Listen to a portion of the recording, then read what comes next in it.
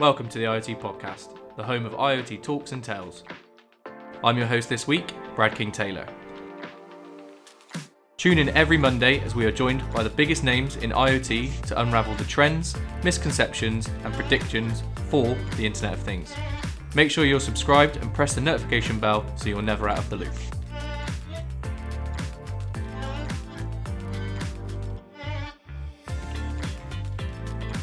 Hi guys, before we get into the episode today, I wanted to give a shout out to our sponsor, Akenza.io. Akenza.io are a self-service IoT platform allowing you to build great IoT products and services with real value. So here we go then, another episode of the IoT Podcast, and this time around we're absolutely delighted to have yourself on with us, Duncan. As always, the obvious place to start is just an introduction to you, the business, your background. So for the sake of the listeners, who are you and what do you do? Yeah, so hi everyone, my name is Duncan Di Biase. I'm the founder and CEO of Brillband. We are a challenger broadband provider based up in Glasgow. For us, I sort of got really frustrated with how I was being treated as a broadband customer. To condense the story a little bit, I then decided to do a little bit of research. Next thing I knew, I had an old net straight challenger brand, and we've now got numerous customers joining us, and we're now on this sort of, I guess, journey of growth, discovery, but most importantly, building a business that's focused around our customer and treating our customer as a human being. And we use tech to do that, and then also leveraging, technology to support our team in ensuring that human touch and experience remains. Whilst delivering an awesome service. Nice, good. I think that's one of the key issues that we'll touch on, or probably come back up to. It's just the treatment that a lot of average people get from broadband companies, whether it's just cut off or just the promise of speeds of that you're just never going to get, all that sort of stuff. Before we go into all that sort of stuff, what might be quite good is just give us a little bit of an insight on what you did before this in terms of you as a person and your background on life, basically. That's cool. So I started my career selling gym memberships. The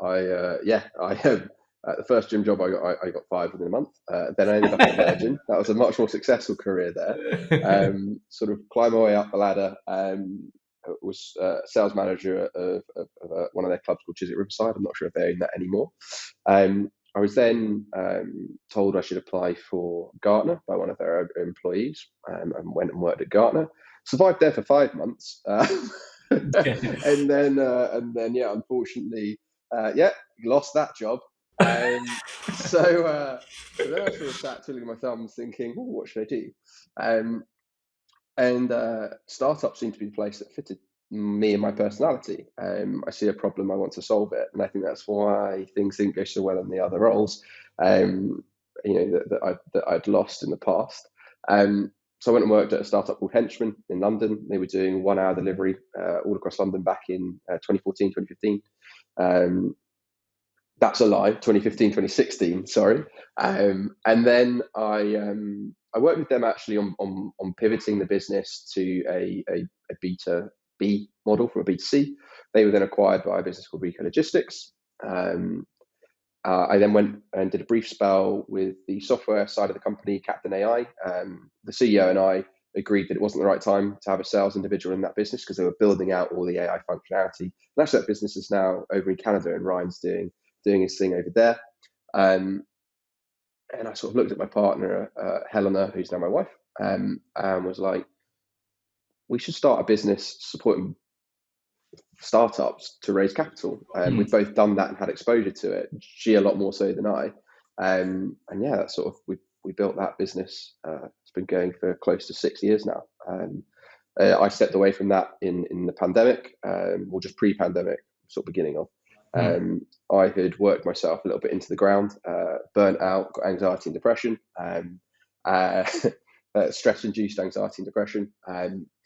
And it was, Brillband was born because I was on the phone to my, or not on the phone, but on a Zoom call to my counsellor, and it kept cutting out. And wow. It just was really anxiety inducing, then having to try and call BT at the time, Yeah. and I was on hold for ages. And the longer and longer I was on hold, the more and more anxiety built up, just because I didn't want to speak to anyone external at the time.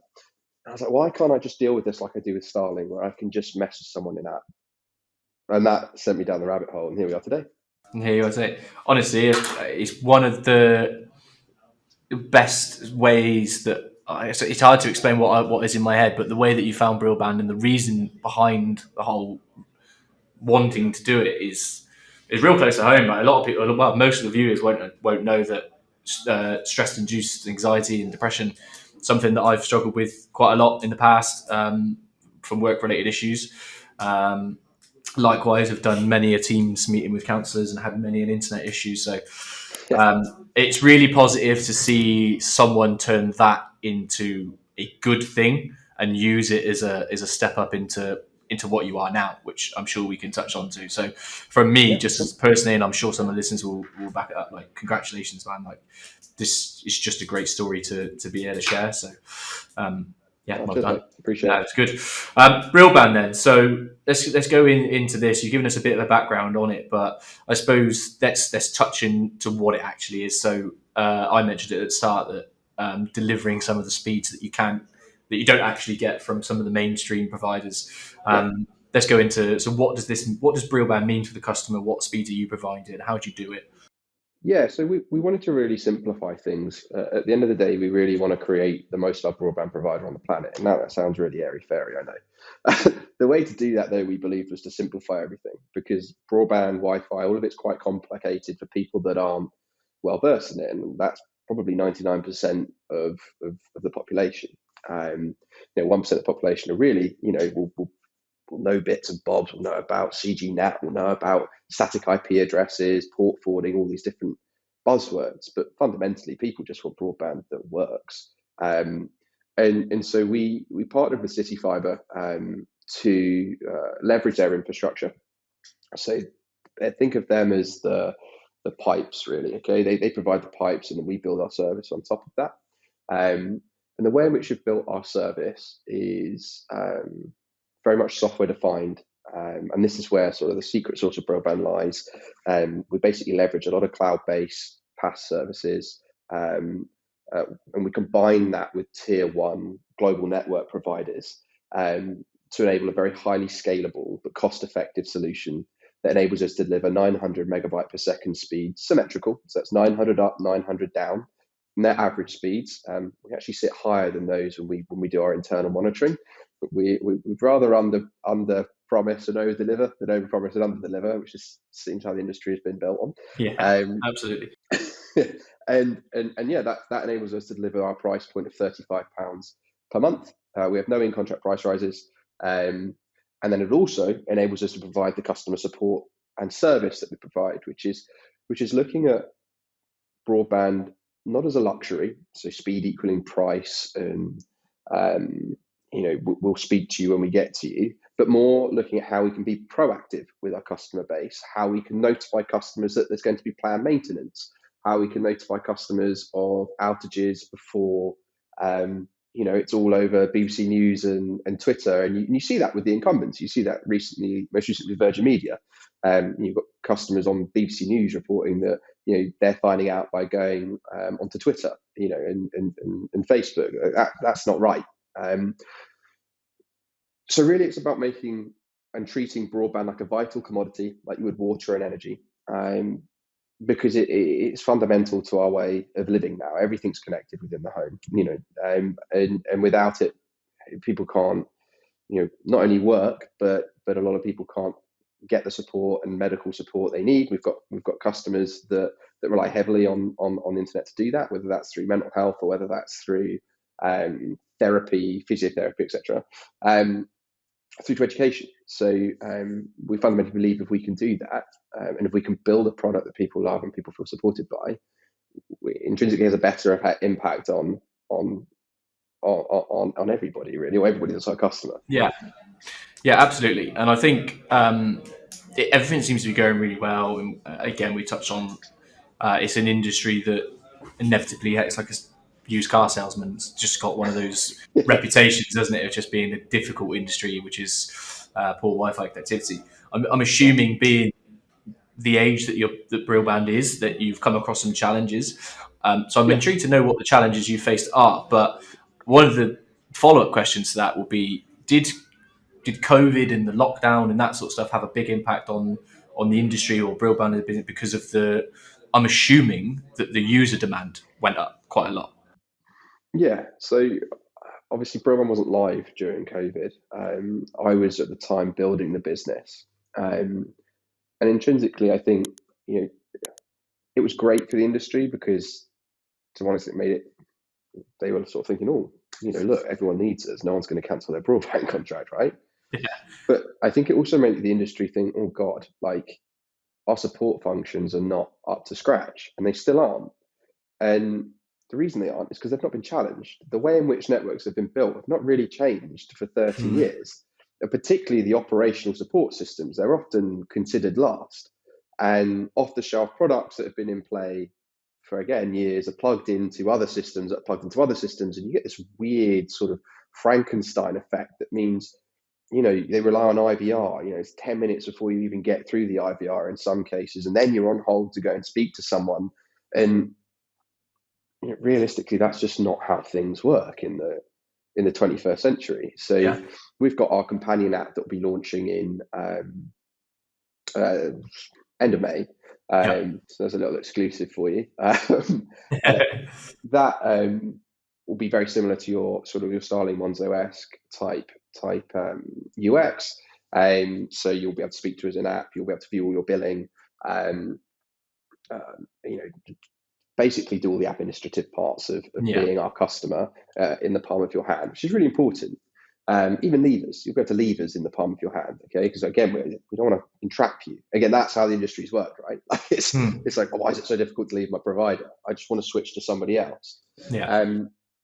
And we've got all that coming with one-touch switching, but as you'll have seen, Ofcom are now doing an investigation into why the industry hasn't moved with that. Well, we all know why. They don't want to move with that. They want to make switching difficult. And that's one of the challenges we've faced. We've faced incumbent ISPs specifically cutting people's internet connections off on days we can't install them. So they'll do it on a Sunday. We don't do installations at the weekend. CityFibre don't do installations at the weekend, right?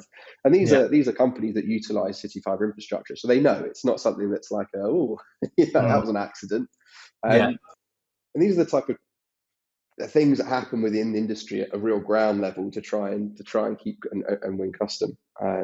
So I think I've gone a bit off topic. No, it's fine. No, you've touched on challenges, which was the main question, to be fair. So you're all right. In terms of some of the stuff that you've done and you've tried to implement, so you've got a £35 a month price point. You like the contracts and sort of stuff you touched on. Have you ever had anyone come up to you and you're putting these ideas on the table and they've gone, "You're mental"? Like in that industry, that's never going to work.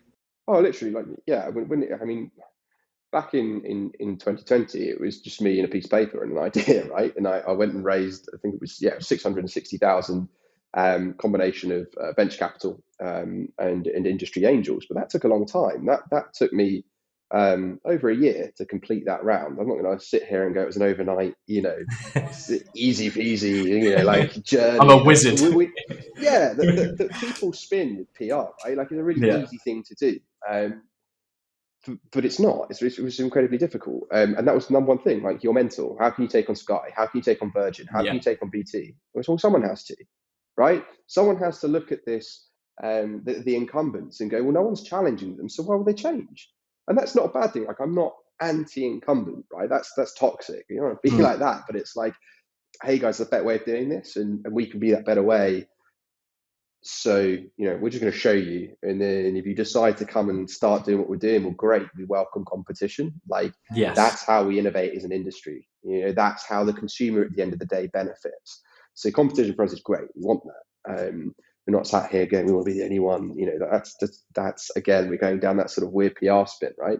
For us, it's just about showing that there is another way, disrupting a market that's intrinsically steeped in technical and operational debt, and leading a sort of a path to better pastures for us all, really. Yeah, I think how many companies do we know that are probably household names now, or some being some of the biggest companies in the world? They would have started right at the same point as everyone else Yeah. at the bottom, but they've got a product that they know gives a solution, and they're disruptive and they challenge. And Well, that's where they are now. the challenge. You look at the challenger banks. You look at the Monzos and the Starlings of the world, right, in the Yep. UK, and Tom, for the first 3,000 customers at Monzo, they were sending those cards out via the post. They were just packing them in the office. The first 3,000 Monzo prepaid cards. That's what it was originally. It was anti-bank prepaid. We don't want to be a bank. Yeah. We were sending those out via. Same with Starling. It has to start from someone. We all know the feud going there. I don't want to get into any.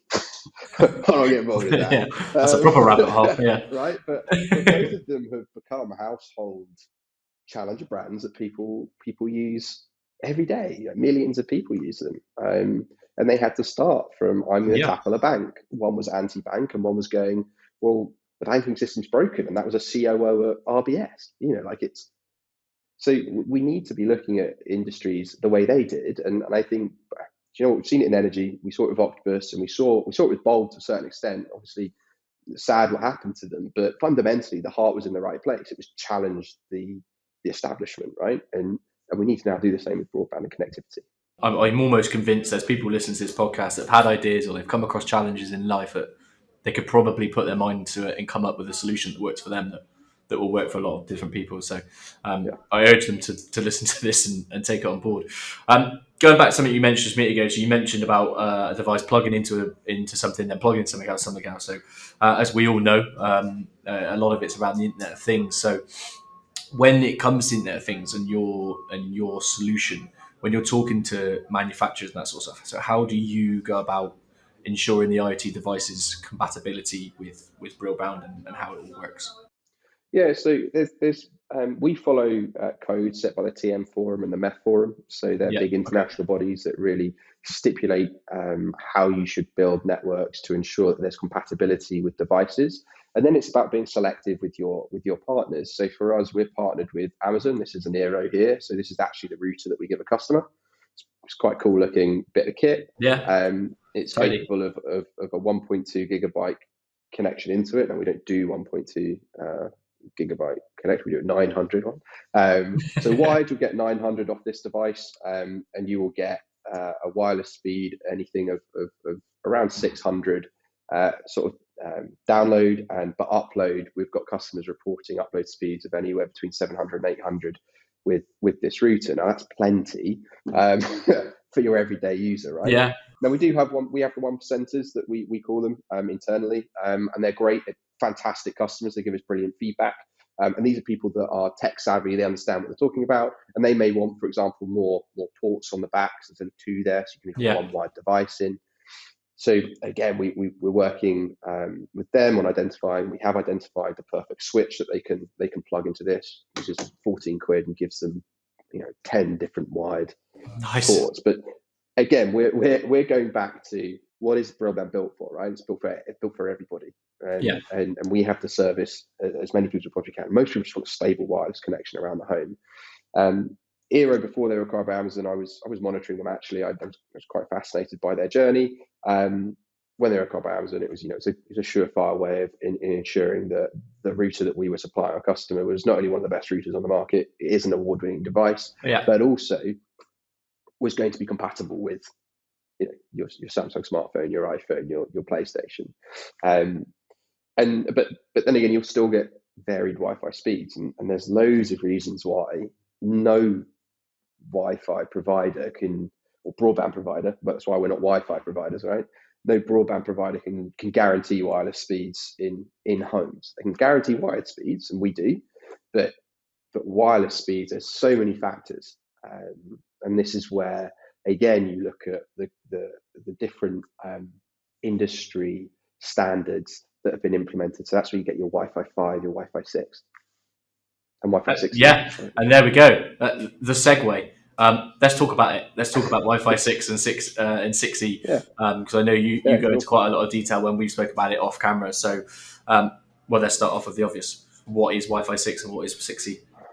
Yeah, so they're just standards. They're just industry standards, right? So, and it saves you having to learn this like really long code of basically numbers and digits. So realistically, Wi-Fi 6 was launched, I believe, well, I know that this Wi-Fi 6 device, right, was launched in 2020. Yeah, right? So everyone's getting Googled up as we speak. Yeah, exactly. So I'm going to avoid dates. I don't have people in front of me. Okay, this is all from memory. It'll be fine. I think for me, it's more along the lines of so Wi-Fi 6 basically will enable you to run these sorts of speeds that we do. Okay, but it will also mean that your devices around the home will do better routing. It will make sure that each device is getting enough bandwidth, and those devices, because they've got higher grade chipsets in, so more advanced. So there's different top brands out there, right? But wireless chipsets in them will mean that they can run at faster speeds. Okay. Now there are legacy devices in homes that are running Wi-Fi 5 and lower that will not be able to achieve speeds. So you may have a 900 megabyte connection into your property, but on one device you only receive 100 megabytes per second. Yeah, right? And that's got nothing to do with our service or ours, BT's, anyone's, right? That's to do with the chipsets in the device. So it's not just chipsets. Okay. So again, the standard will dictate how many antennae you have in the device as well. So you've got the wireless chip, you've then got the wireless antenna that sit in that device, and that's how they receive the signal.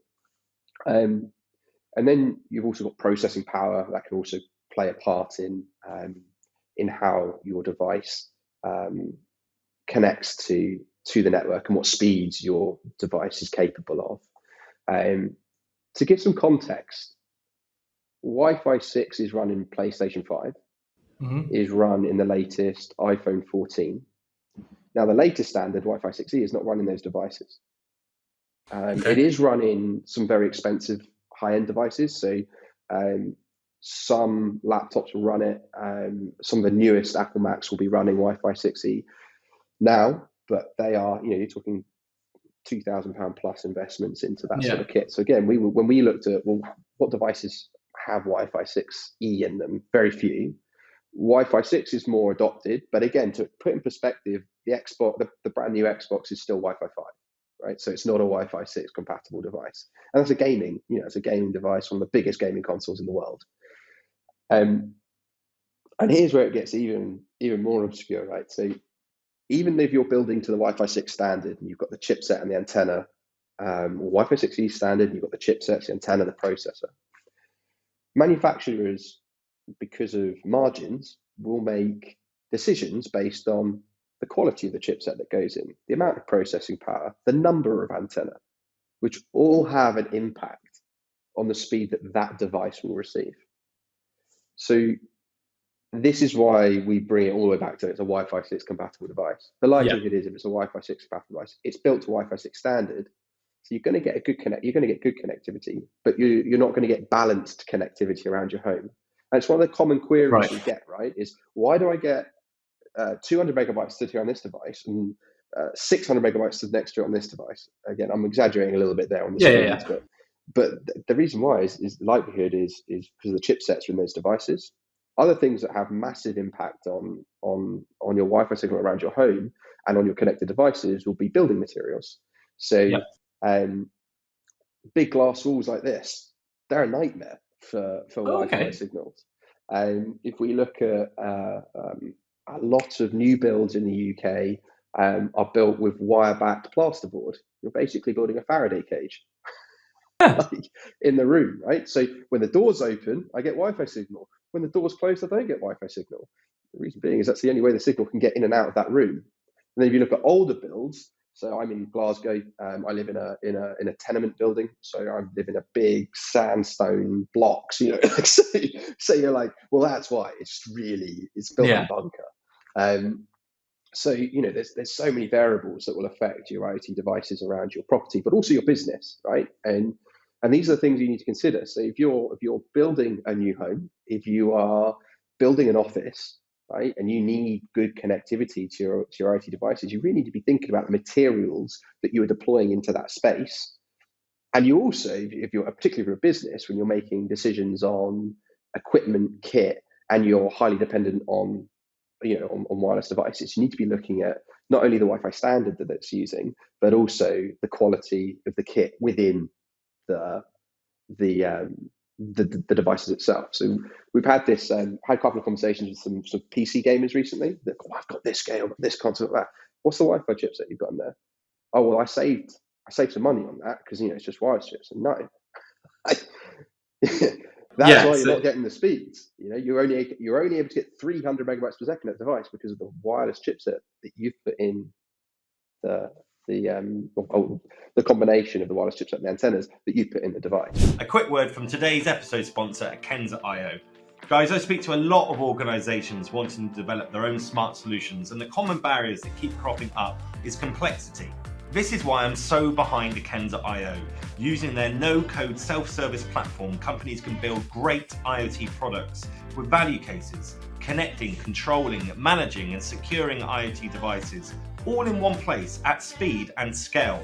Their unbiased technology makes it possible to register any type of device via any connectivity technology, process the data and make it available to any application in the cloud. The platform is adapted to organisations of all sizes, from startup to enterprise, from one device to massive IoT deployments. Thanks to the self-service solution, you can start creating your IoT case right away, even without coding skills. Akenza.io are offering an exclusive 30-day free trial, so you can test the platform out for yourself. Check out the link in the description and start building your smart solution today. So that's one of the things I've actually written down. So I've written down capabilities with an arrow, because you mentioned that the new Xbox, so it actually resonates again close to me, because I've literally just brought a PlayStation 5, but for a while I was looking at either or.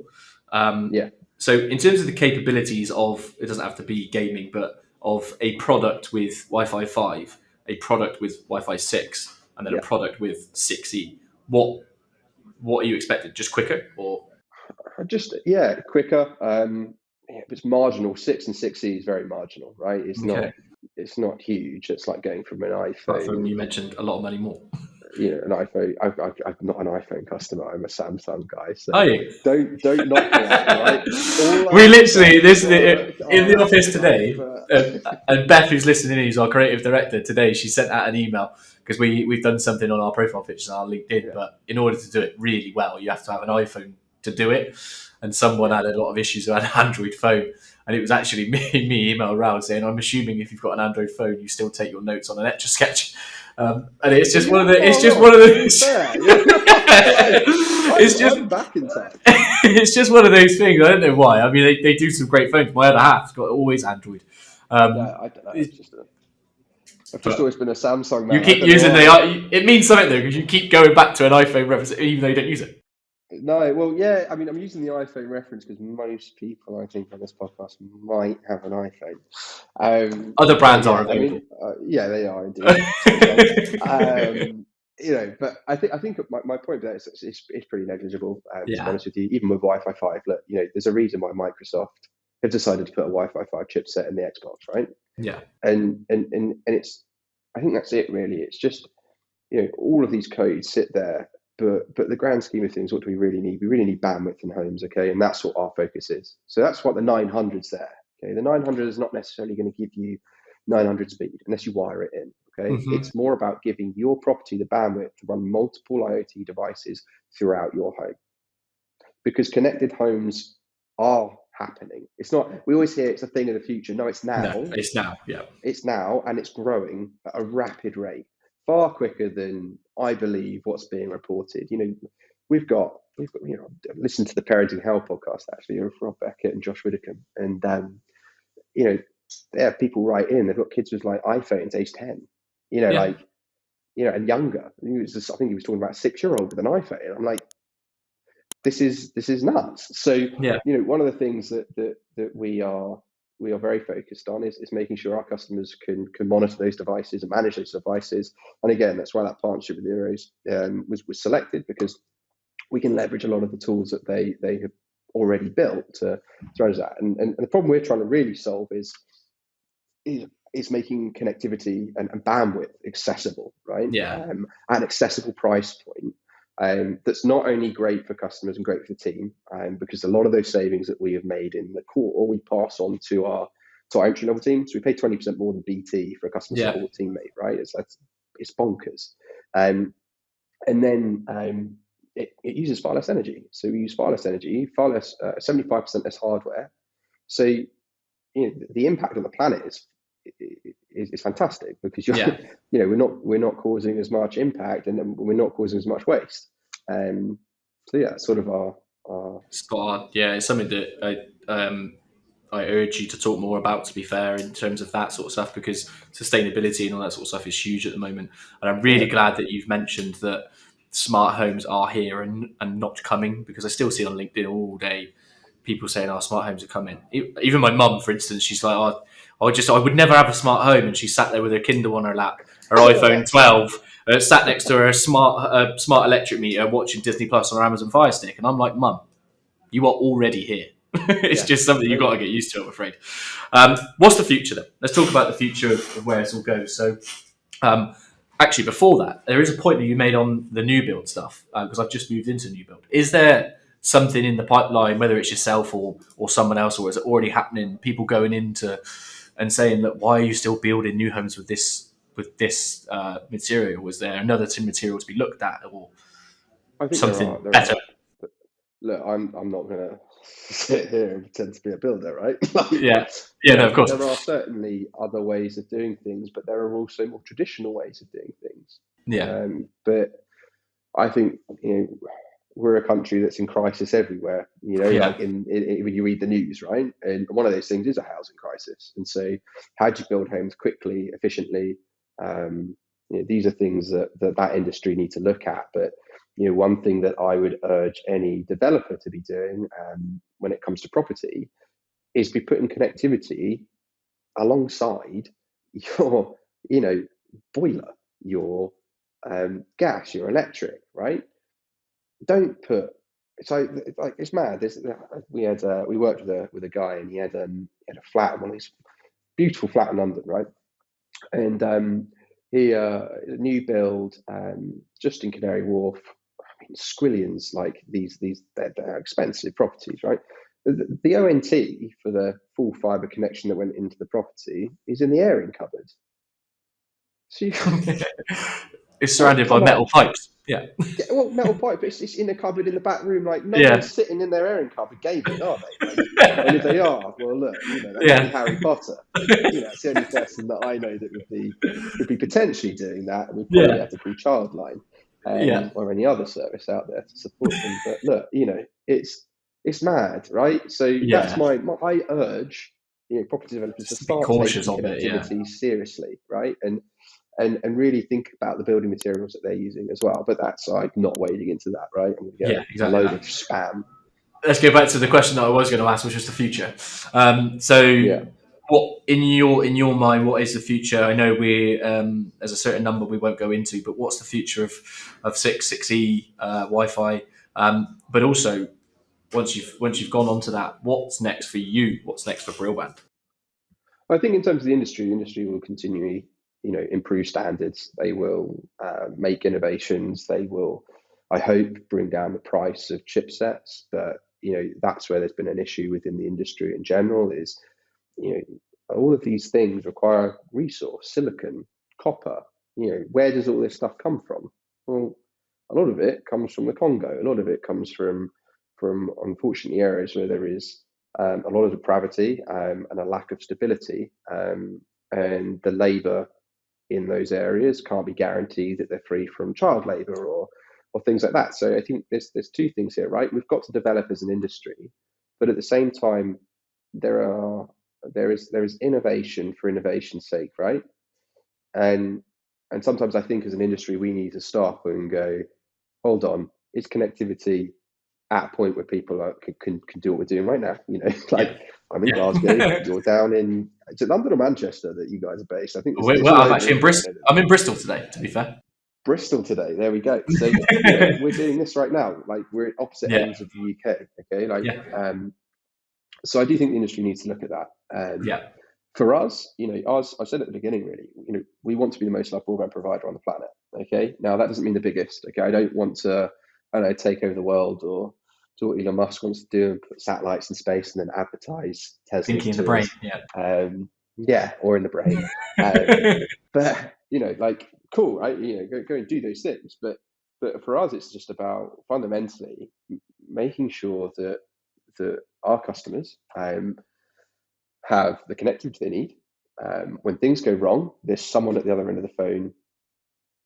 And by other end of the phone, I don't mean, the old school. I mean the smartphone, just type it to us, like, tell us, right? And on our website, again, we've got live chat on there anyway, and it answered in like 30 seconds. I'm sure people are going to now start testing that out. Be kind. It's been 35 seconds and no one's replied. But realistically, you're going to get a response, okay? And I think for me, that's it. Fundamentally for us, it's about looking at expanding throughout the rest of the UK, and then we do have our eye on European expansion as well. The brilliance about the way in which we've built our network means that we can manage everything from one central location because it's cloud-based. So we can manage, for example, a network in Spain here, and all we need to do is place teams, local teams, so that we really understand the culture, the people. As I said, people sit at the core of this company, and so we can service those people and their cultures effectively. Because for us, fundamentally, culture sits at the heart of well, for my personal belief, and therefore business belief, that culture sits at the heart of everything we do, and it sits at the heart of our business as well. So if we nail that, we feel that we can achieve our goals.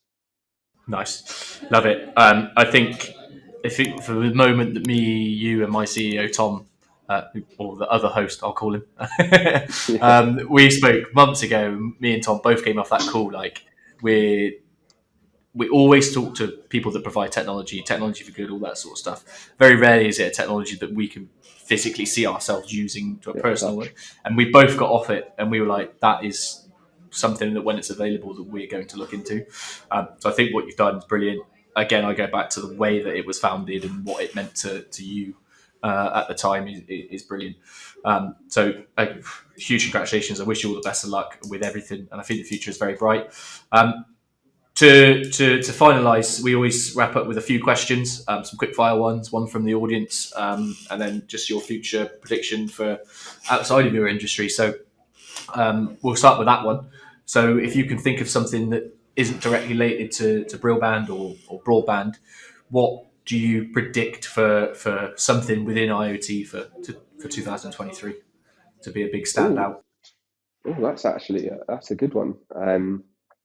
I'm underprepared for it. Could be anything. Think of buzzwords. No, do you know what I think? I think I was fortunate enough to be in Finland just in November at Slush, but prior to that, I was at Nokia's headquarters, and I think private wireless 5G networks is something that I think in 2023 will take off. I think they're fantastic. They're fantastic bits of kit, very simple to deploy, and provide a level of security that businesses within logistics, armed forces, space, telco can leverage quite well. So I think that will take off, to be honest with you. 5G as a whole is just astronomically big, and what companies that we deal with on a day-to-day basis, companies on the podcast. 5G is just game-changing for so many different reasons. One that you hopefully will be more prepared for. Question from the audience. How do you handle issues like network congestion and bandwidth limitations when it comes to supporting a large number of IoT devices on your network?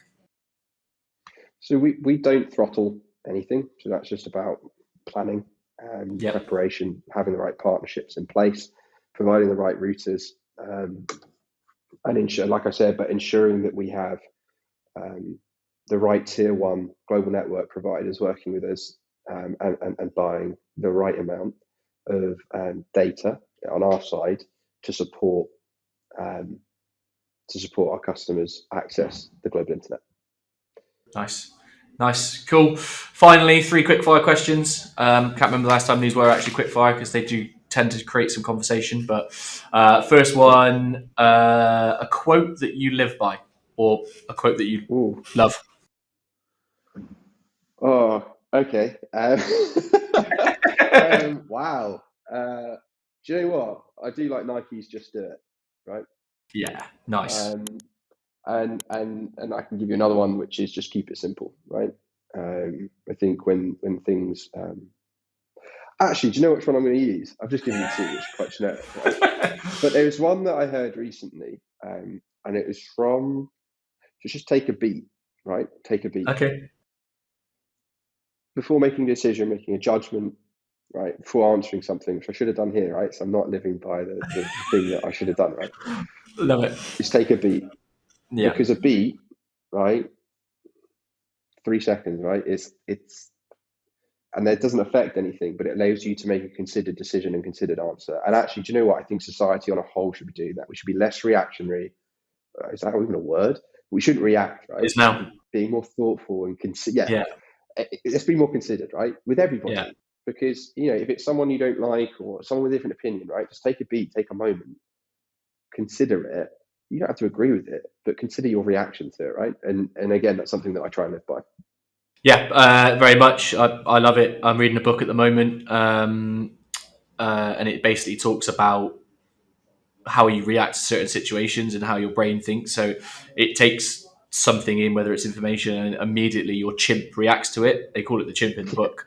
And it's just, you do something, react, whether it's road rage or whether it's a decision that you make, and then you sit down and you think, probably should have done that. Or that's not got me anywhere. When really, if you take that little bit of a second, or take a beat, as you say, and use your human side of the brain and react like that, that's where a lot of time. And do you know what? There's been so many times, because I can be quite a straight talking person, sometimes too much.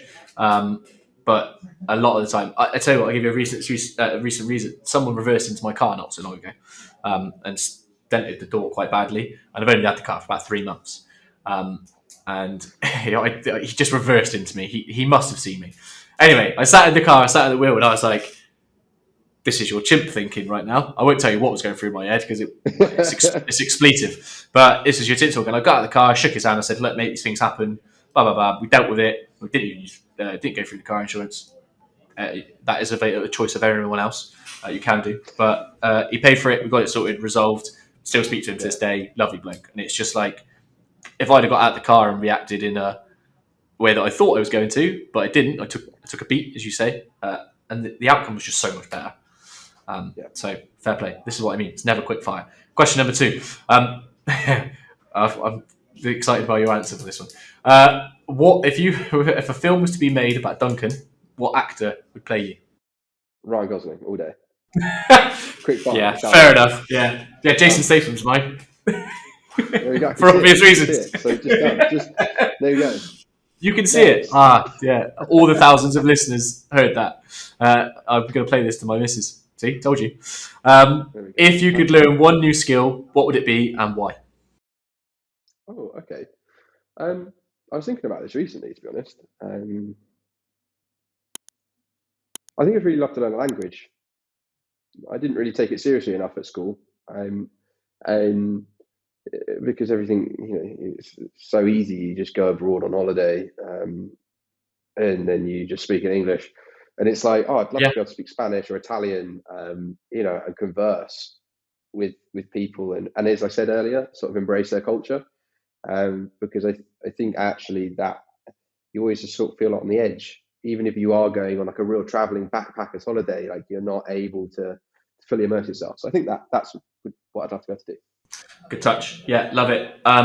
That's a wrap. I suppose the best place to finally end is tell us where we can find you. Tell us where we can find Brillband website.